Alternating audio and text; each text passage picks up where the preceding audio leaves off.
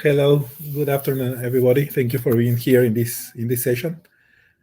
I just want to check that you can hear me correctly.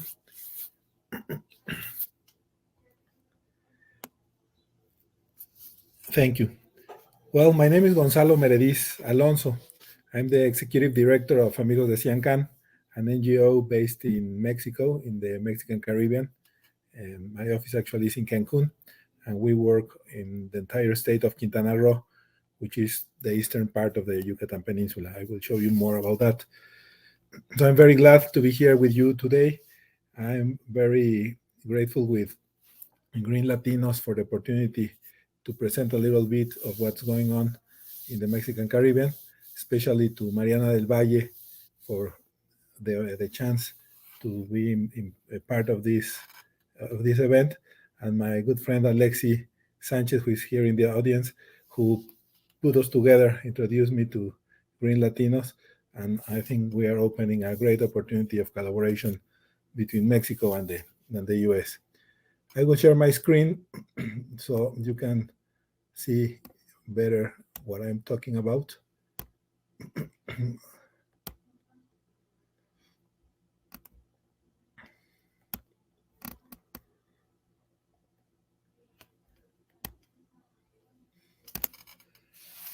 So, Amigos de Ciancan is an NGO, and we work for the sustainable development and nature conservation in the Mexican Caribbean. As I said, we have been working for 35 years in this area. We're the oldest and probably the strongest environmental NGO here in this region of Mexico. Here you can see the Yucatan Peninsula in the southeastern extreme of Mexico. And this is the state of Quintana Roo. And we work in this area. You can see Cancun. I hope you can see my pointer. Cancun is in the northern part of Quintana Roo. We have border with Belize. And we work in different aspects. We work in establishing protected areas, in working in good practices in the hotel industry, in marine conservation, coral reef conservation, water conservation. So we do a big array of things to ensure that this tourist destination that we have in Mexico is as sustainable as possible. And here you can see all these green and blue polygons, and red polygons are protected areas in the Yucatan Peninsula, both by the states or the federal government.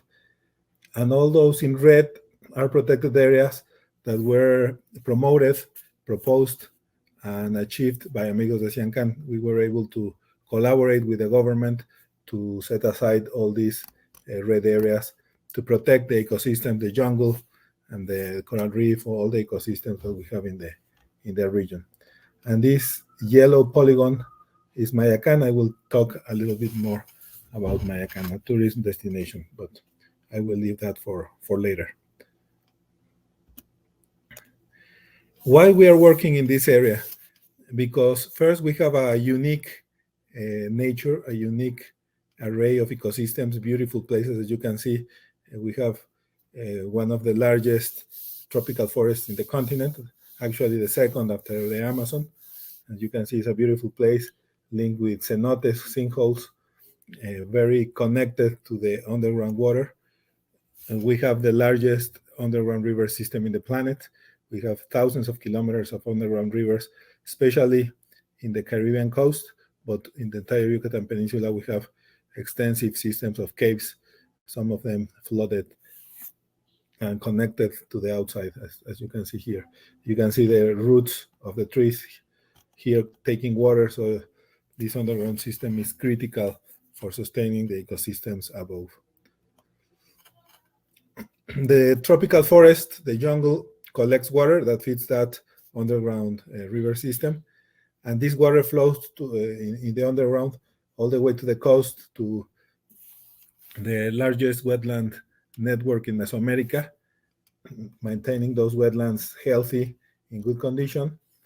And from those wetlands, the water takes nutrients to feed the coral reef. We have the second largest coral reef in the world, the Mesoamerican reef. So it in part because of the input of water from the continent. However, water now is also polluted. So water is both now an opportunity of living for the coral reef and opportunity of having serious problems because of pollution. But for the moment, let's keep this beautiful image of the Mexican Caribbean in mind. We have several natural resources, marine resources in the region. Here you can see the a whale shark. We have the largest whale shark aggregation in the planet, in the northern part of Quintana Roo. So as you can see, we live in a real paradise of the world. In addition to that, one of the first protected areas in the region 36 years ago. Tomorrow will be 36 years since the Siancan Biosphere Reserve was established in the coast of Quintana Roo. It's an UNESCO's World Heritage Site. You can see also an amazing place of wetlands, coral reef, forests, underground rivers, a collection of all the ecosystems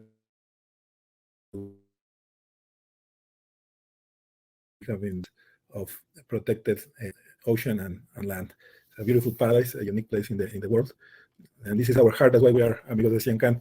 We were born 36 years ago with Siancan Biosphere Reserve, and we have been working, expanding our work all over the Mexican Caribbean, as I mentioned before.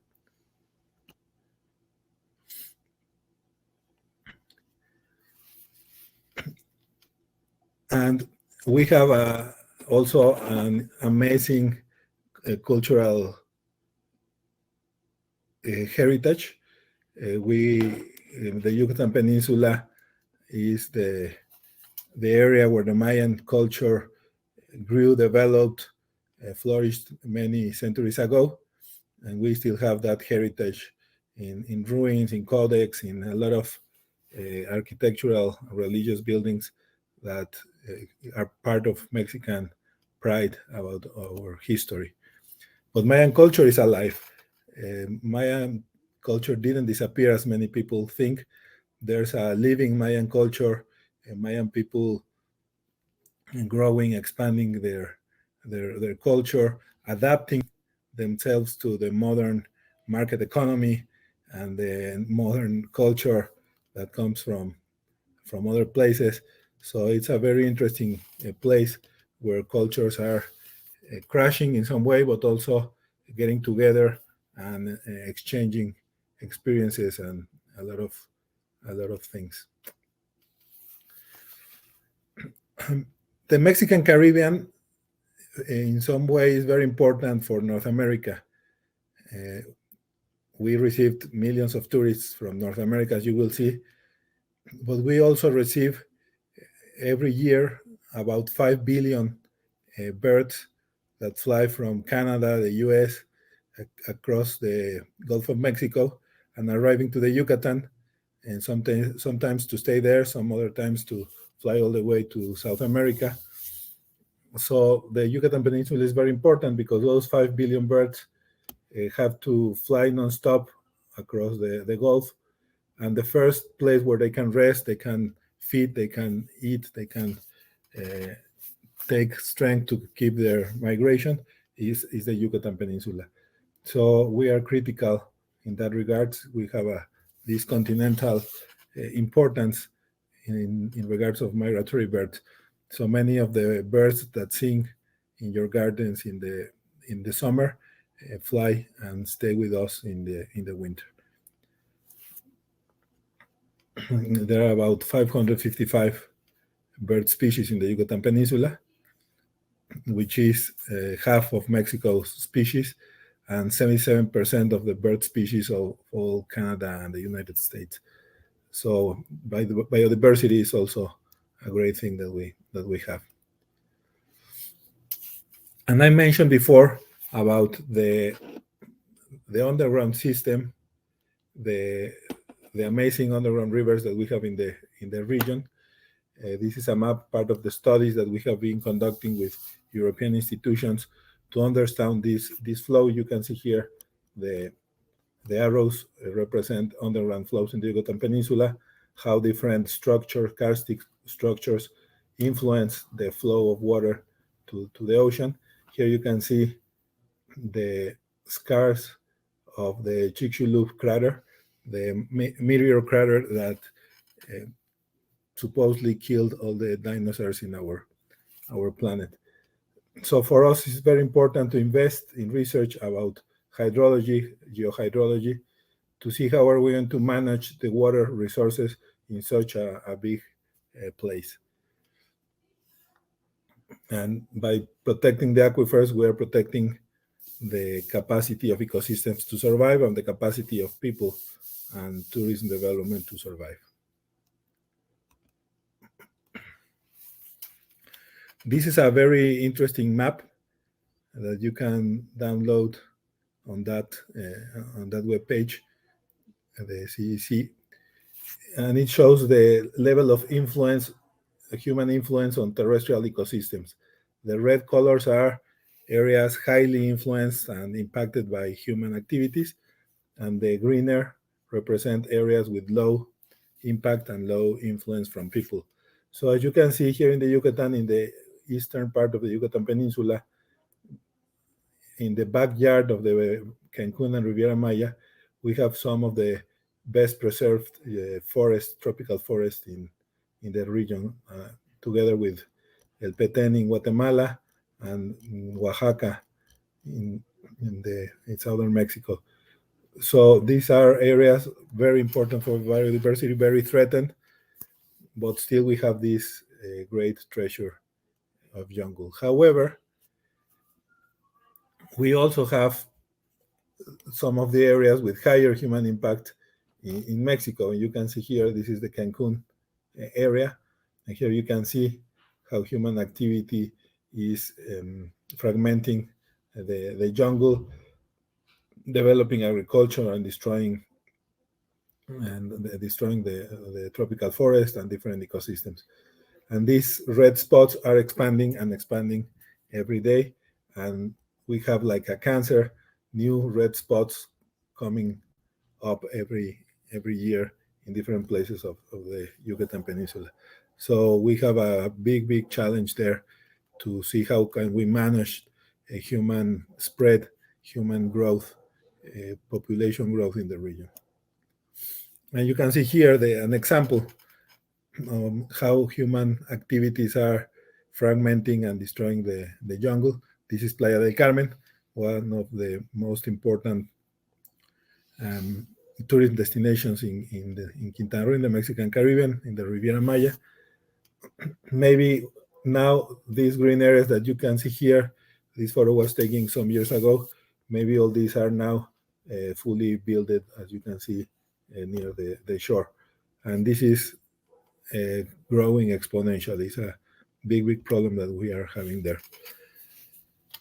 Together with humans come the forest fires. People induce forest fires trying to justify the lack of forest so they can build in the place. So we have hundreds of thousands of hectares of jungle destroyed through the years. These data are a little out of date. Maybe now the numbers are even worse, but the point is the same. We have, and you can see this map, some of the forest fires that have been documented through the years. So we have a big problem with forest fires. And let me give you a little more context of what we have in that area and in Mexico in general, before talking of some of the work we are doing to address some of these challenges that I mentioned in this moment. Quintana Roo, the state of Quintana Roo, as you remember in the map, in the eastern part of the Yucatan Peninsula, has, according to the last census, almost 2 million people. It's a population that has been growing in this rate, 2,100% in 50 years. It's an amazing population growth rate. You can see here in the graph from the 80s, the population just has been exploding nonstop. And you see in the back a photo of Cancun. The first time I saw this picture, I thought it was Mexico City, but it was not. It was Cancun. So the city is also growing tremendously, and as you can see, with almost no green areas in the middle of the city. Before the pandemic, in 2019, we received over 20 million visitors on that year. That's another increasing figure. Visitors are growing and growing every year. We have a collapse of that number in 2020, but this year we are recovering, probably not the 21 million visitors, but we are getting close again to that number. So it's a lot of people arriving to the region. And excuse me for saying in this way, but we have 2 million people and 21 million people that go to the bathroom every day. So we have big problems with treatment, water treatment, and water pollution in the region. We have a huge, tremendous hotel infrastructure along 120 kilometers of coast, basically 120 kilometers fully developed. So it's another big problem. We have over 110,000 hotel rooms in the region. And of course, the justification of this growth is this. We have about $16 billion per year arriving to Mexico through the Mexican Caribbean through tourism. So that's an important concept. It's easy to say, oh, we don't want so many hotels, we don't want so much development, but we have to recognize that because of this infrastructure, this income to the country, we have employments that probably wouldn't exist if Cancun was not created in the 1970s. So the Quintana Roo has been escape for many people in other states of Mexico that are unemployment locally, and they find opportunities in Quintana Roo. So what we have to do is to try to balance these environmental problems, social problems that tourism bring with the social opportunities that it has for Mexico. So that balance is very hard to achieve, but that's what we have to do, and that's why we are working in Amigos de Ciancan.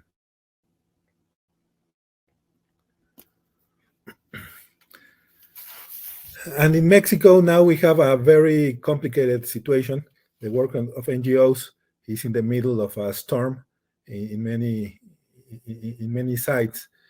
Violence in Mexico, because especially drug traffic has increased exponentially also in the last 2 decades. Hundreds of thousands of people are killed every year because of the drug wars. And that violence is also hitting the NGOs in Mexico, all type of NGOs, human rights, children protection, environmental. There are thousands and thousands, probably hundreds of activists in Mexico that have been killed in the last years. And especially in the environmental movement, we have, unfortunately, many colleagues that have been killed because of their struggle, their fights, their struggle for environment in Mexico. And currently we have a government in this country that is not very keen to NGOs. And it's a government that has the idea that everything has to be done by the government. So we are facing a lot of attacks from the government, from the very top of the government, verbal attacks, but also attacks through policy, through fiscal policy, fiscal regulations. So we are really having a difficult moment in Mexico for the NGO movement. In Mexico, and that's very different to the US, we don't have a very developed philanthropic culture, although it's increasing. But now, with pressure from the government, the philanthropic culture in Mexico is probably walking backwards a little bit. We are losing some of the terrain that we gained in the last 2 decades in terms of philanthropy in Mexico. It has been a better situation. Now it's a little complicated. The last 3 years have been a little complicated. And Mexico was evolving relatively in a relatively positive way in terms of environment protection, in terms of environment regulations, not very much in terms of law enforcement, but we had a very good environmental policy and law frame. Unfortunately, also in this government, and I don't want to sound political, it's not a political statement about the government, but the description of some facts. We are going back in terms of environment policies. We are moving from an increased use of clean energy to, again, the use of fossil fuels on a very intensive way. The environment is seen by the government as an obstacle for their development projects. They have now huge infrastructure projects going on, a train around the Yucatan Peninsula, an oil refinery in the Gulf of Mexico, so a lot of new airports, a lot of projects, and the vision of the government is that nature is an obstacle, that nature is a threat to these projects that they feel will move Mexico development forward. The philosophy of Amigos de Ciancán is totally opposite. We think that we need development, yes. We need to build infrastructure, yes, but we need to protect nature. So we believe that a developed country is one that is able to manage both aspects of the human activity, managing natural resources, preserving natural resources, using natural resources, and at the same time developing an infrastructure that is friendly for these natural resources. So that's not the case in the Mexican government now. So we have a little more difficult scenario to move a proper development in Mexico. However, although things are difficult, everything in the planet has highs and lows. Now we are in a low. Hopefully we will go back to a high level in the near future, but we cannot stop working. And I would like now to use the rest of my time to talk about a project, an initiative that Amigos de Ciancán has been pushing and moving in the last years with this same philosophy. How can we take advantage of the great nature that we have? How can we use it properly? And how can we guarantee local people with employment, with business opportunity, with economic growth, and with a better living? So I'm going to talk now about Mayacán. Since, I don't know, maybe 10 years, more or less, Amigos de Ciancán has been proposing, promoting, and working to make the center of Quintana Roo as an ecotourism destination. It's probably our largest initiative with a lot of angles, a lot of problems, a lot of opportunities, a lot of work. I will talk a little bit about Mayacán. In this photo that you see here is Ciancán Biosphere Reserve. I was talking about Ciancán so a few minutes later, and you can see the combination of culture, jungle, wetlands, and a little farther, the coral reef, all this integration of ecosystems that I have been talking through the conversation. So what is the rationale around Mayacán? I will elaborate a little bit more around this sustainability concept that we are promoting. And not only we, many, not only us, many groups in the world are doing that now. So we have the society at the center of this triangle, a society that needs development, but of course, development needs people, and people in good conditions, with happy people, with income, with money, with access to health, to education, etc. But also we need economy. We need economic growth to sustain all these people, but also we need environment. So the concept around the work of Amigo de Siancán and Mayacán, this ecotourism destination, is trying to build this triangle in the Mexican Caribbean. So far, development is more focused on this society economy, so society, an unequal society, not a just society, what we have. We lack a lot of this. So the triangle sometimes threats to collapse. It can collapse if we don't have all the basis for development on its place. So we're working to have all these triangles sustaining this and having this graph in our daily life. And fortunately, in this area, we have an amazing equation. I show you some pictures at the beginning. We have a unique biodiversity, very spectacular, as you could see in the photos. Imagine if the photos are like this, what is the reality? We have Siancán, a World Heritage Site, a place recognized globally as an important place for humankind. We have this living Mayan culture with deep historical roots, a very, very strong culture in the Yucatan Peninsula, part of the roots of the Mexican culture, the Mexican nation.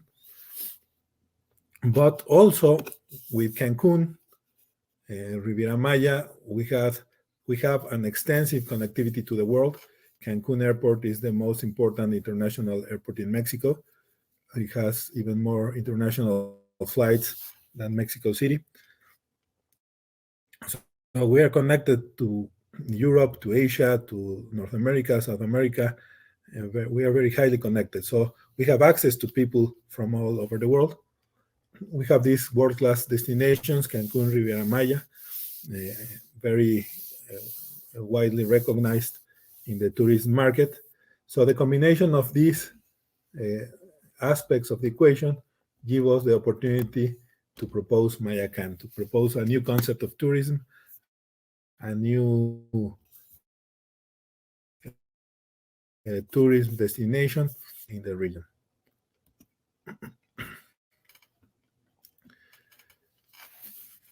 So what is the work that we have been doing in Mayacán? We have communities with troubles, with problems, some of them with receiving violence, poverty, a lot of problems in some of those communities. But also we have a lot of natural and cultural resources, as I mentioned, in one extreme. And on the other extreme, at the global side of this graph, we have a big market of responsible tourists willing to visit natural places, a market that probably is not interested in the beach and sun concept that Cancun offers, but would be interested in some culture and natural places that they can visit. So what we have been doing in Amigo de Siancán is to create all the conditions to link these two extremes of the diagram, from communities and natural resources to the tourism market, through the design of a brand. Mayacán is the brand that identifies this new destination, the creation of products and services. One thing is to have a beautiful jungle, another is to have a site with trails, with guides that can offer a very nice experience in the jungle. So we are helping local people to create products and service in terms of ecotourism, training and helping local tourism businesses in strengthening their capacities in administration, in tourism service, in nature interpretation, accounting, whatever, languages. So a lot of things that are required for a local business to provide proper ecotourism service, and helping to develop an infrastructure, low-scale infrastructures. We are not looking to 2,000 hotel rooms like we have in Cancun or golf courses. We are trying to keep infrastructure at the lowest possible level while enjoying the infrastructure that nature gave us without having to spend any cent. So that's the idea, to use the infrastructure provided by nature by reducing as much as possible human infrastructure. So we have been working on that, and that is helping us to have some tourism flow from this market to the area, and in that way promoting sustainability at the local and at the global level. So this is the concept we are working in Mayacán. Again, we are very proud of this initiative. It's our most important initiative through the years. So this is the concept. And coming back to the map, this orange area that is inside of this red circle is Mayacán. It's a huge destination. Cancun is this. Riviera Maya is this. So now we have Mayacán like this. So we are trying to go one step ahead to the spread of this conventional tourism concept that we have in the region.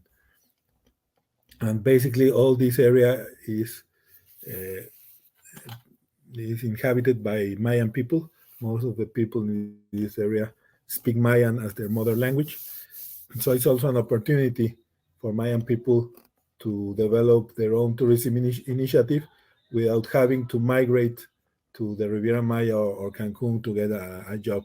They can, if they wish, to stay in their community, develop their own business, working for tourism development in the area.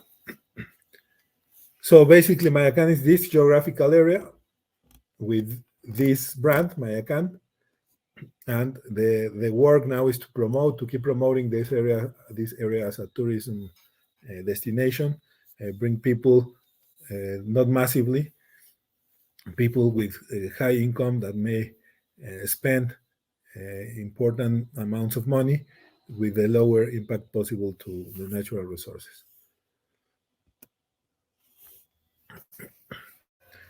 So there are already some benefits that Mayacán is providing. Mayacán was officially launched as tourism destination by the Mexican government.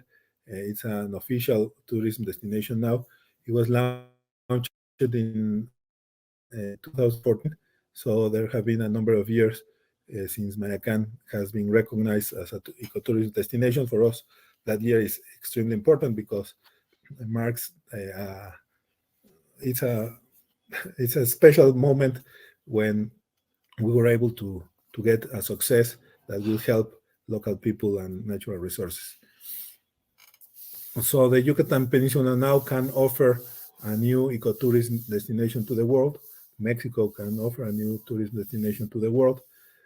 It's a model, an innovative model based in nature, based on sustainability, based on local communities, based on creating opportunities for local people.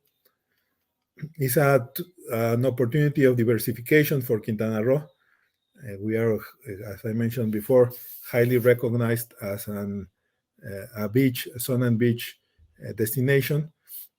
Now we can be recognized also as a nature destination, cultural destination.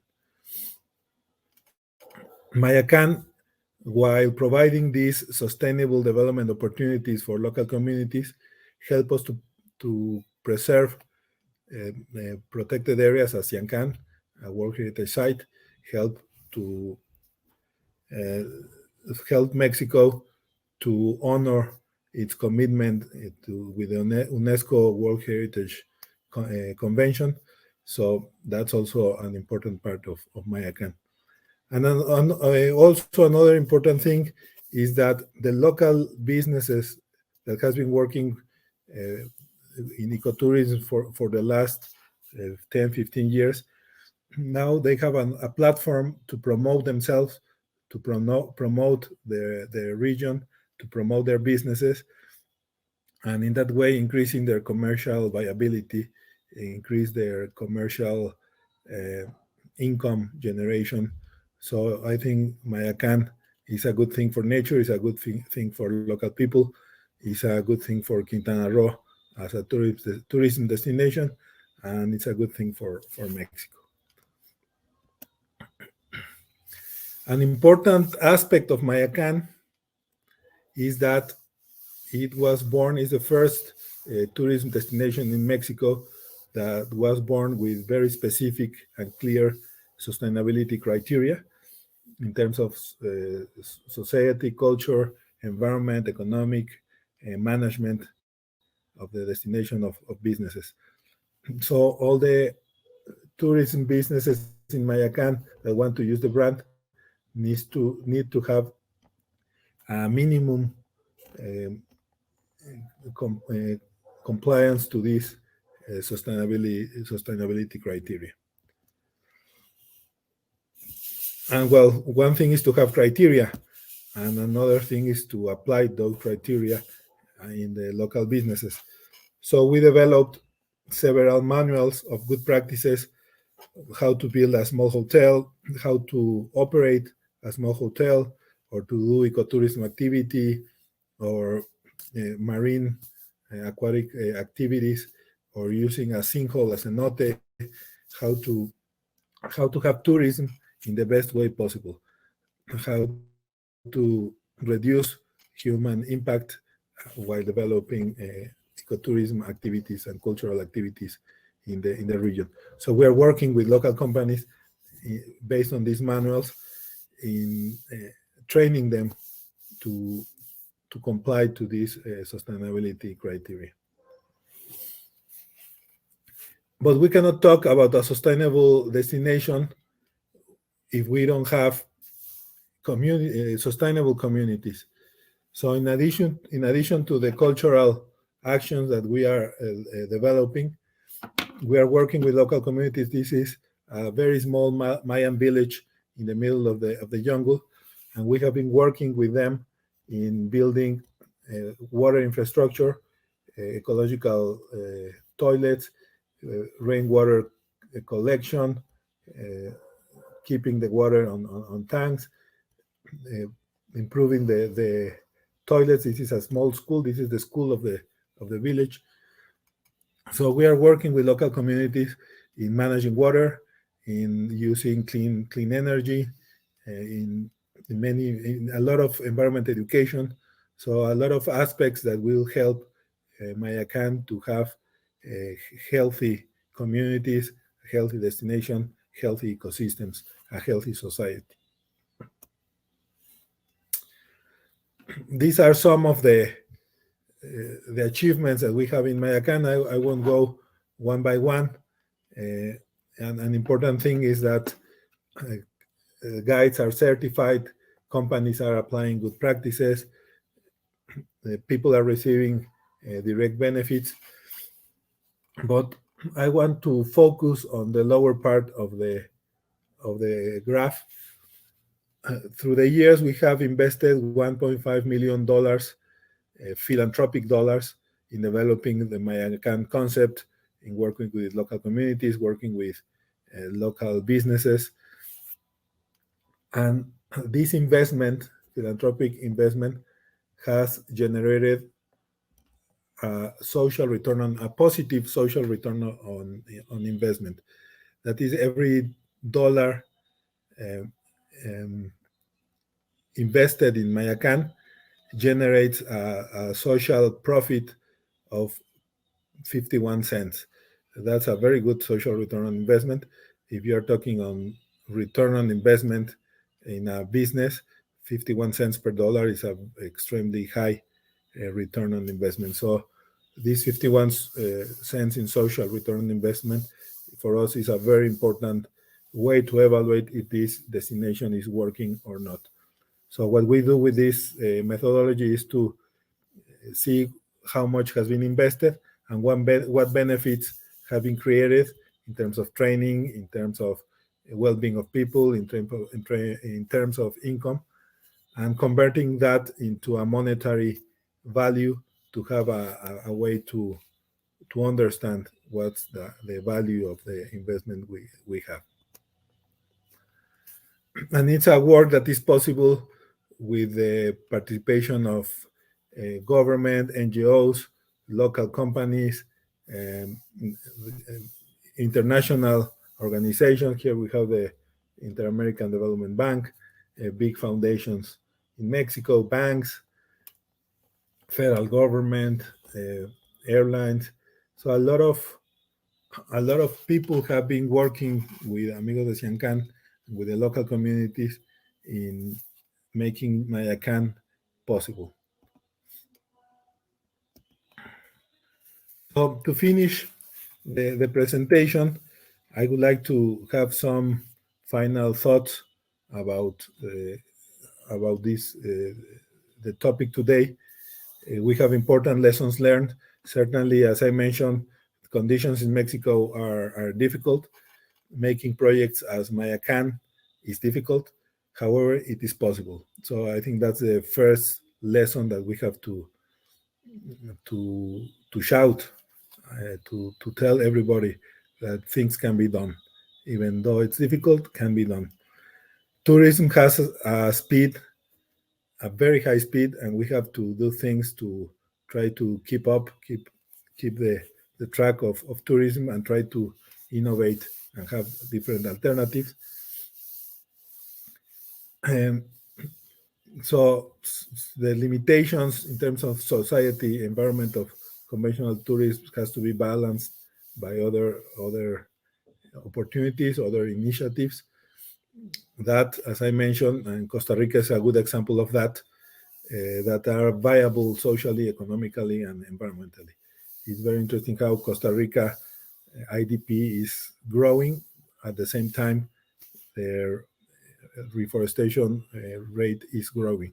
So it is possible to have nature and development. Protected areas like Ciancán are development opportunities. This is not only a way to protect nature, but a way to create opportunities, income opportunities for local people, development opportunities for a country, and Mayacán is a good example of that. The communities, Mayan communities, have a big challenge. Their culture is not business oriented, so they are working a lot, working very hard in trying to understand what the market is, what quality is, how to provide a good quality service. So it's a big challenge, but a very satisfying results in some ways. And well, this model of tourism that I presented today sometimes is not clearly understood by government officials, by some local people. So we need a lot of work to do in developing a different vision of what development and progress is and represents. So finally, well, this is Mayacán, another example of the beauties that we have in the region. Hopefully, you can visit Mayacán someday. And well, I gave you all this perspective. Some things as people in the United States, Latinos in the United States, how can you be part of this? I think that it is very important if you get involved in what's going on in Latin America, in Mexico, get information from different sources of the issues, the problems that we face in this region. Please express your opinion and support in the social media, with your friends, with your representatives, with your government officials. If you visit Mexico, if you visit Latin America or anywhere in the world, even in the United States, be a conscious tourist. Think about your impact in the destination. think how you can contribute to preserve a beautiful destination that you are visiting. Help us to get donations for the NGOs in Latin America and Mexico. Help us to canalize philanthropic resources from the US to Mexico. Donate if you can, and if you wish, donate to NGOs at home, internationally, locally, but please be part of what people are doing. Do volunteer work, save resources locally. A lot of climate change problems that we are facing in Mexico, in the Caribbean specifically, comes from what Mexico do in terms of pollution and other things, but also from what the US, China, or Europe are doing in terms of gas emissions to the atmosphere. And please consider visiting Mayacan, help local people to prove local people that their projects are possible, are viable, and they have a real alternative. They have a lot to offer to the visitors. And of course, if you are willing to, and you can, please support with a donation to Amigos de Ciancan. You can do it through an American foundation, the Friends of Mexican Development Foundation. Your gifts in the US through the Friends of Mexican Development Foundation are tax deductible in the US, and you can also make tax deductible donations in Mexico with direct deposit to our account. So please, if you are willing to, please visit our webpage. You can see a lot of the information that I mentioned today. And here are our social media and my contact. Gracias a todos por su participación. Gracias a Green Latinos. Thank you all for being part of this conversation today. And I don't know if you have any question, something that I can talk about.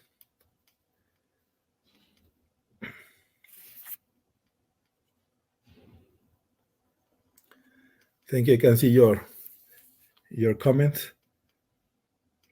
And I see here a question from Alma Padilla. Gonzalo, do you do any work with Calakmul at present? We, as Amigos de Ciancan, we are not working directly with Calakmul. However, local communities, local ecotourism businesses are organizing themselves in networks. There's a network of tourism cooperatives in Mayacan, about 12 local cooperatives working on a coordinated way. And there is a Yucatan Peninsula Ecotourism Enterprises Network. So although my organization, Amigos de Ciancan, is not working directly in Calakmul, some of our partners, local businesses in Mayacan, are working and exchanging experiences with local businesses in Calakmul. Also, Calakmul is another beautiful place. It's really a great, another World Heritage Site. So hopefully you can visit Mayacan and Calakmul. That would be amazing. And Alexis Sanchez is saying, is most of the development pressure from tourism? Yes, most of the development comes from tourism. However, now we have another type of pressure. Tourism brought value to land. So now the farmers are selling their lands, communal lands are being subdivided. So we are having an important problem there. That will be a very tragic crisis in the future, probably, if we don't work fast enough. We will start having kind of an invasion of people from Mexico City, New York, Paris, wherever, buying land there and destroying the communal use of land and promoting subdivision, fragmentation of forests. So we are having big pressure from urban developers, housing developers, through this subdivision of land. And Isabel Segarra asks, do you apply community accountability tools? Yes, one part of the work that we are doing in best practices, I mentioned about the training in best practices. That implies that the local businesses has to verify and evaluate their environmental, their social performance. And in order to use the brand Mayacan, they have to demonstrate that they are complying to those standards. So we are developing. It's still not fully working, but we are working on that direction. So local companies are also accountable for what they are doing, and that's in their best benefit, in their best interest, because if they want to sell an ecotourism product, they have to demonstrate that it is really ecotourism. And Alma Padilla says, gracias. That is great to know. I worked for a summer in Calakmul and witnessed firsthand everything you have talked about. Well, thank you very much. I'm glad you work there. We need sometimes a lot of hands in this area. Jessica Gomez says, thank you, Gonzalo. Super informative. Wish we could do more for this in El Salvador as well. Well, that's a good point. We have been doing some exchange, for example, with Guatemala. Guatemala has also a similar initiative, and we have been developing exchange activities between local communities in Guatemala and in Quintana Roo. It would be great to be in touch by la CCAD, la Comisión para el Ambiente y Desarrollo de América Central, para la cooperación en ambiente y desarrollo de América Central. The colleagues that work with us in this project are based in El Salvador, so hopefully we can generate some exchanges with your country. And Isabel Segarra asks, does the Mexican Constitution prohibit foreign ownership of coastal lands? I thought it did. Yes, it's an interesting situation. Legally, foreigners cannot have land property in the coast and in the border. However, they can do so through trusts. You can buy the land, put it on a trust, and although you won't be the direct owner of the land, through the trust is the owner of the land, but you have the rights to use the land through the terms of the trust.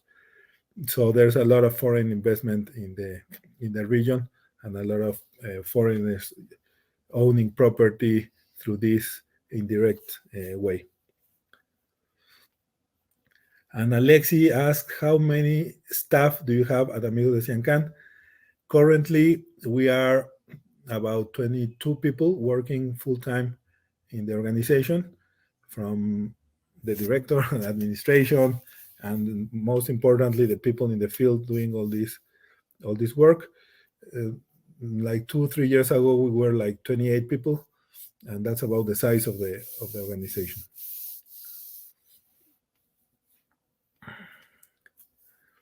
And well, I think those are the questions. We are just in time. I really appreciate the opportunity to be with Green Latino. The more I know,